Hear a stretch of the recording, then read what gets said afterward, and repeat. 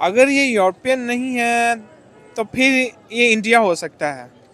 India हो सकता है। जी जी, ये डेफिनेटली फिर इंडिया हो सकता है। एशिया में? हैं? एशिया में कौन सा मुल्क हो सकता है? अफगानिस्तान, श्रीलंका, पाकिस्तान, इंडिया। ये इंडिया होगा फिर। इंडिया होगा। बिल्कुल सर, आपने गेस तो किया, ये इंडिया है। आपको लगता है इंडिया हो सकता है इतना डेवलप, जितना डेवलप मैं दिखा रहा हूँ आपको? यार बेसिकली ना देखा जाए ना, अब मानना पड़ेगा क्योंकि जब से वो लोग चांद पे गए हैं, उनकी माशी स्ट्रॉन्ग हुई है, उनका मुल्क तरक्की पज़ीर दिन ब दिन तरक्की किया जा रहा है। कोई शक नहीं है कि इंडिया जो है वो आगे आने वाले दिनों के अंदर, एशिया तो वो बहुत आगे निकल चुका है एशिया से, तो मैं समझता हूँ कि ये बड़े बड़े जो दूसरे डेवलप्ड कंट्रीज हैं लाइक यूएसए और चाइना, इन कंट्री को अगर मार देने के अंदर किसी के अंदर सलाहियत है तो वो इंडिया के अंदर है। देखिए जी, इंडिया की करेंसी भी तकरीबन 10-12 कंट्री के अंदर एक्सेप्ट होना शुरू हो गई है। बिल्कुल, ये भी हमारे लिए लम्हा फिक्र है। बहुत सारे ममालिक में विदाउट वीजा वो विजिट कर सकते हैं, कहीं पे भी मूव कर सकते हैं। बिल्कुल ऐसे ही है। इस लिहाज से जी इंडियन क्रेडिट के मुस्तहिक हैं इंडियन गवर्नमेंट स्पेशली और इंडियन पीपल्स। अस्सलाम वालेकुम। वालेकुम सलाम। सर कैसे हैं आप? अल्हम्दुलिल्लाह जी, आप सुनाएं कैसे हैं? सर अल्हम्दुलिल्लाह। सर मेरा जो आज का टॉपिक है वो बड़ा ही इंटरेस्टिंग होने वाला है। एक वीडियो दिखाने जा रहा हूँ। सबसे पहले आपने ये वीडियो देखनी है और वीडियो देखकर आपने बताना है कि कौन सा मुल्क हो सकता है।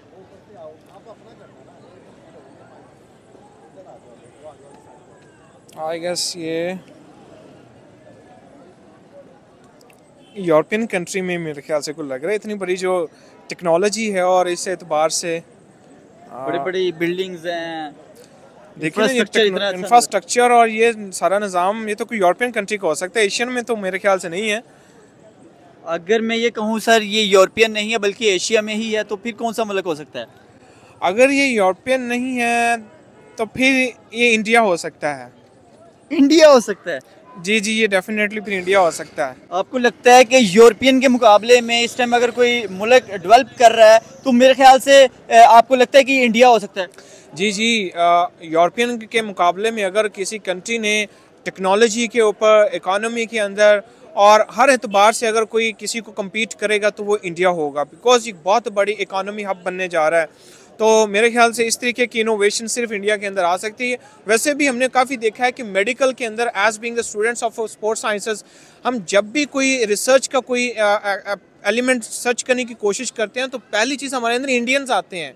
मेडिकल फील्ड के अंदर देख लें, हम आईटी के अंदर whenever we try to search anything, so पहला नाम जो आता है वो इंडियन है। यूट्यूब देख लें आप कहीं पे भी, तो बड़े बड़े प्रोफेशनल्स हमें इंडिया में मिलते हैं। नहीं, एशिया में अगर देखा जाए इंडिया जिस तरह से अपने आप को ग्रूम करता हुआ दिखाई दे रहा है, तो क्या हमें कुछ सीखना चाहिए? जिस तरह से हम अभी रिसेंटली बात करें तो उन्होंने चंद्रयान 3 जो है वो चांद पर उन्होंने लैंड किया। इसी तरह उनके और बहुत सारे ऐसे मिशंस देखेंगे जिसमें स्पेशली अगर बात करें उनकी ऑटोमोबाइल इंडस्ट्री है, मेडिसिन की इंडस्ट्री है, बहुत सारी ऐसी इंडस्ट्री है जो वहाँ पे मैन्युफैक्चर करके बाकायदा उन्हें एक्सपोर्ट करते हैं। हमारे यहाँ अगर यहाँ मेडिकल स्टोर्स की बात करें तो स्पेशली वहाँ पे आपको ज़्यादा जो डॉक्टर प्रेफर करते हैं वो इंडियन मेडिसिन ही प्रेफर करते हैं। क्या कहेंगे इस हवाले से? सर देखें, मैं तो ये कहूँगा कि इंडिया इस वक्त एशियन टाइगर बन चुका है और इसमें कोई शक नहीं है कि इंडिया जो है वो आगे आने वाले दिनों के अंदर, एशिया तो वो बहुत आगे निकल चुका है एशिया से, तो मैं समझता हूँ कि ये बड़े बड़े जो दूसरे डेवलप्ड कंट्रीज हैं लाइक यूएसए और चाइना, इन कंट्री को अगर मार देने के अंदर किसी के अंदर सलाहियत है तो वो इंडिया के अंदर है। देखिए G20 मीटिंग क्यों होती है आपको पता होगा, जो 20 अमीर तरीन ममालिक होते हैं उसमें उसका नाम शामिल है। तो देखें, मैं पहली चीज़ पे क्रेडिट दूंगा नरेंद्र मोदी को।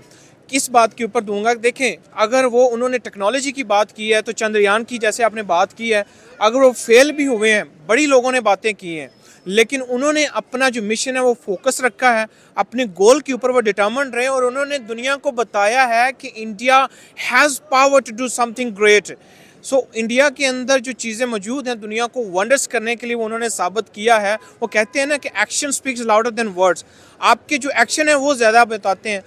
हमने या हमारे इधर के जो एशियन के बाकी कंट्रीज़ हैं, I don't want to mention the name of that countries, उन्होंने सिर्फ और सिर्फ उनके ऊपर इल्ज़ाम तराशी और सिर्फ बातें उनके ऊपर बनाई हैं कि ये जी फेल हो गए हैं, फेल हो गए हैं। लेकिन वो कामयाब हो चुके हैं अगर बात करें, क्योंकि उनका तीसरा मिशन जिस तरह से चांद पर उनका रोवर ने जो है वो सक्सेसफुली तौर पे लैंड किया और वहाँ पे सर्च किया। अभी रिसेंटली ये भी सुनने में आ रहा है, खबर आ रही है कि वो वापस ज़मीन की तरफ भी मूव करने जा रहा है। तो मज़ीद इन्फॉर्मेशन मिलेगी इस हवाले से तो आपको मालूम हो जाएगा। लेकिन मेरा पर्पज़ ये है कि इंडिया हर सेक्टर वाइज, हर सेक्टर में देखा जाए तो वो इंडिया ग्रूम करता हुआ और आगे बढ़ता हुआ दिखाई दे रहा है। इसके पीछे रीज़न क्या है? क्या नरेंद्र मोदी की एक पावरफुल हुकूमत है? अभी रिसेंटली देखा तीसरे टेन्योर वो कंप्लीट करने जा रहा है। हमारे यहाँ तो एक टेन्योर भी कोई कंप्लीट नहीं कर पाता। सर पहली चीज़ तो ये है, वैसे मैं चंद्रयान के हवाले से बता दूं, कहते हैं कि नाकामी कामयाबी की पहली सीढ़ी है। अगर वो नाकाम हुए हैं तो वो कामयाब भी हुए हैं, और उसके पीछे नरेंद्र मोदी की जो एक डिटर्मिनेशन थी और उनकी जो सपोर्ट थी, जो उनकी एक कंसोलेशन थी, वो चंद्रयान के लिए वो बहुत मैटर करती। सेकेंडली है नो डाउट नरेंद्र मोदी की जो लीडरशिप है वो इंडिया को बहुत आगे तक लेके जा रही है। लेकिन मैं इसमें इंडियंस को भी क्रेडिट दूंगा, क्योंकि जो इंडियंस के जो स्पेशली जो इंडियन लोग हैं ये बहुत ही क्रेजी हैं, और वो अब जो है वो चीज़ों को अपने कंट्री के अंदर देखें, ऑडी की गाड़ी बना डाली उन्होंने। हम अभी तक, अब हमारे अंदर तो ऑफिस ही नहीं है पाकिस्तान के अंदर, और उन्होंने गाड़ी अपनी मैन्युफैक्चर कर दी है। ऑडी कर रहे हैं, मर्सिडीज कर रहे हैं, हत्ता कि रिसेंटली अभी टेस्ला वहाँ पे यूनिट लगा चुका है। ये टेस्ला अब मेड इन इंडिया के नाम से गाड़ी मैन्युफैक्चर करेगा। सर देखिए, लीडरशिप तो है, लीडरशिप अपना रोल प्ले कर रही है। इसके साथ साथ वो जो लोग हैं वो बहुत सिंसियर है अपने कंट्री के साथ। मैं समझता हूँ Indians they are very loyal and sincere with their country.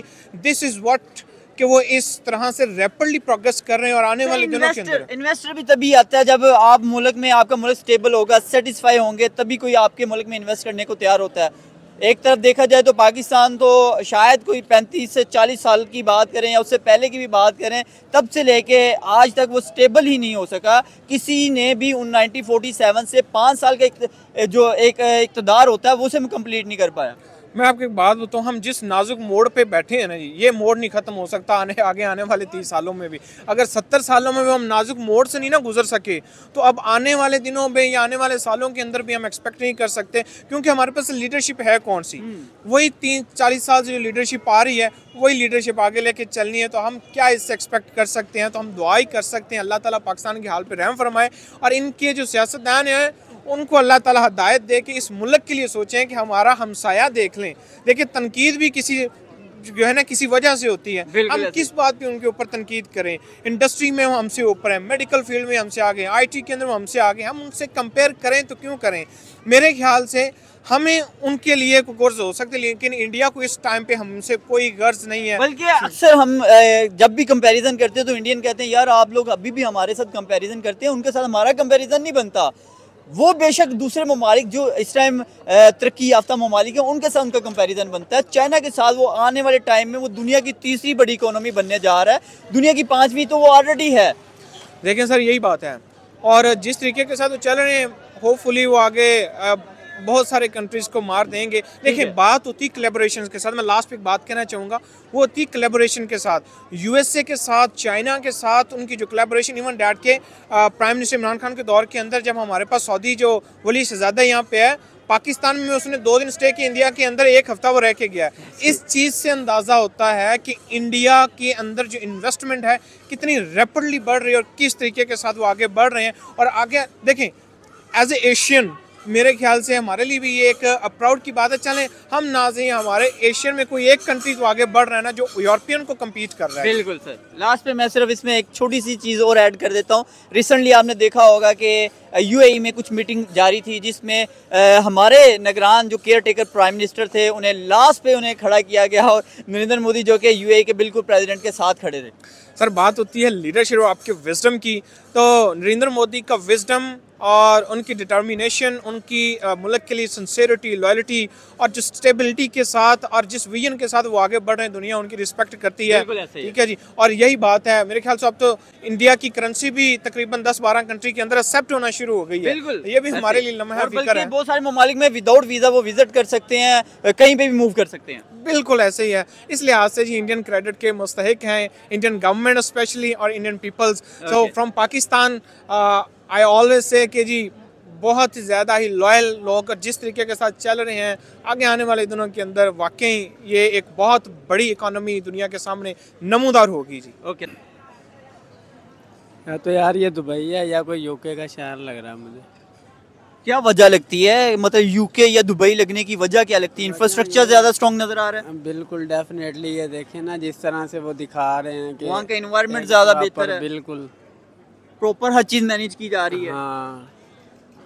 अगर मैं ये कहूँ कि सर ये यूके या दुबई जो आप बता रहे हैं ये वो नहीं है, तो फिर कौन सा शहर हो सकता है? नहीं, फिर मुश्किल है, ये यूरोप वाली साइड से ही है। हो सकता यूरोप है। वाली साइड है? हाँ, डन है। सर ये एशिया में है, मैं आपके लिए मजीद आसानी पैदा कर देता हूँ। एशिया में है। हैं? एशिया में कौन सा मुल्क हो सकता है? अफगानिस्तान, श्रीलंका, पाकिस्तान, इंडिया। ये इंडिया होगा फिर। इंडिया होगा, बिल्कुल सर, आपने गेस तो किया, ये इंडिया है। आपको लगता है इंडिया हो सकता है इतना डेवलप, जितना डेवलप मैं दिखा रहा हूँ आपको? यार बेसिकली ना देखा जाए ना, अब मानना पड़ेगा, क्योंकि जब से वो लोग चांद पे गए हैं उनकी माशियत स्ट्रॉन्ग हुई है, उनका मुल्क तरक्की पज़ीर दिन ब दिन तरक्की किए जा रहा है। ठीक है, मोदी को लोग बुरा कहते हैं, लेकिन मोदी अपने मुल्क के बारे में कोई ऐसी, अब आपने देखा होगा लास्ट टाइम कल भी कोई डील्स हो रही थी हर एक के बारे में, तो उसने, मैं देख रहा था कि $9.5 मिलियन का इंडिया को नुकसान हो रहा था, तो मोदी कहता भाई मैं क्यों साइन करूं। तो मेरा ख्याल है कि मोदी जो है वो हर चीज़ पे कंप्रोमाइज़ कर लेता है अपने मुल्क पे, और मुल्क की माशियत पे कंप्रोमाइज़ नहीं करता। तो इंडिया भाई स्ट्रॉन्ग हो सकता है, कोई बड़ी बात नहीं है। अच्छा सर, इंडिया के हवाले से जैसे कि आपने कहा कि उसकी इकोनॉमी हमसे स्ट्रॉन्ग है, उसके पीछे वजह क्या लगती है? एक बेहतर स्ट्रेटजी है, बेहतर लीडरशिप है, या फिर इसके पीछे उनके बेहतर ताल्लुकात है दूसरे ममालिक के साथ? सबसे पहली बात तो बेहतर ताल्लुकात भी हैं। दूसरी बड़ी बात कि आपको पता होगा कि उसने हर उस बंदे को गिरद घेरा तंग किया जिस बंदे ने मुल्क का नुकसान किया। तो मेरा ख्याल है उधर की जो हुकूमत है उसने उन तमाम लोगों का पूरी तरह से क्लास ली जिन्होंने अपने मुल्क की माशियत को डाउन करने में ज़्यादा किरदार अदा किया था। तो मेरा ख्याल है इसका सबसे बड़ा क्रेडिट मोदी को जाता है, मोदी के बाद मोदी की गवर्नमेंट को जाता है, गवर्नमेंट के बाद फिर साथ साथ अब उनकी एक आवाम भी जो है वो साथ चलना शुरू हो गई है कि हाँ यार देखें, जब चांद पे गया था तो कैसे पूरा मुल्क, मेरा ख्याल है 2 घंटे के लिए जाम हो गया था, कोई चीज़ नहीं, हर घर में, हर बाहर सड़कों पे, शॉप्स वगैरह पे, हर जगह मतलब LCD लगा दी गई थी कि देखिए हमारा मुल्क चांद पे चला गया। इकोनॉमी वाइज देखा जाए तो बड़ा स्ट्रॉन्ग नज़र आता है पाकिस्तान की बनिस्बत। पाकिस्तान में तो आज 1947 से लेके आज तक किसी एक ने भी यहाँ पे आकर जो है वो 5 साल का इक़्तिदार पूरा नहीं किया। नरेंद्र मोदी जो है वो तीसरी दफ़ा टेन्योर कंप्लीट करने के लिए इस टाइम वो 3 स्टेट्स में वो इजीली विन कर चुका है, मज़ीद स्टेट्स में जो है वो अभी इलेक्शन बाकी है। तो मुझे लगता है, आपको क्या लगता है कि क्या नरेंद्र मोदी कामयाब हो पाएगा? क्योंकि 3 में तो वो इजीली हो गया। मेरा ख्याल है कि भाई वो कामयाब हो जाएगा, क्योंकि वो काम कर रहा है, मुल्क को सर्वाइवर कर रहा है। अगर वो 10 साल कर गया तो वो 15 साल भी कर जाएगा। कल ही मैं देख रहा था कि हमारे यहाँ यामा YBR 4.5 लाख की गाड़ी है, और वो उन्होंने यामा, मेरा ख्याल कोई पता नहीं कितने सीसी गाड़ी निकाली है। मैं आपको बता देता हूँ 155 सीसी की जो बाइक थी वो 1,65,000 रुपए की थी। वो अपने मुल्क को 1,65,000 की वो प्रोवाइड कर रहा है अपने मुल्क। तो अब इस तरह का काम उनका प्राइम मिनिस्टर अपनी आवाम के लिए छोटे छोटे काम करेगा, उनको ऐसी चीज़ें मुहैया करेगा, तो मेरा ख्याल है भाई फिर आवाम जो है उसी प्राइम मिनिस्टर को एक्सेप्ट करेगी जो बंदा उनके दिलों के नज़दीक है। तो मेरा ख्याल है भाई मोदी इसके लिए बेस्ट है। हालांकि मोदी का कोई इतना बड़ा ख़ास बैकग्राउंड नहीं है, उसका बैकग्राउंड अगर हिस्ट्री आप देखें तो वो मेरा ख्याल है लास्ट 20 ईयर से ही यानी कि लास्ट 5 ईयर ज़्यादा उसकी पॉपुलैरिटी बढ़ती गई है। उसके बाद वज़ीर आज़म बना, काम किया, फिर वज़ीर आज़म बना, काम किया। तो जारी बात है काम की वजह से बनी है ना, तो उसने परफॉर्म किया। आप देखे 10 साल अगर उसने काम किया तो आवाम उसको चूज़ कर रही है। हाँ डेफिनेटली, यही बात मैं आपको कर रहा हूँ। और मेरा ख्याल है ये जो 5 साल हैं ये भी मोदी के हैं, और अगर मोदी फिर वज़ीर आज़म बन गया तो भाई इंडिया जो है वो टॉप 20, टॉप 15, टॉप 10 ऐसे नीचे आता जाएगा आहिस्ता आहिस्ता।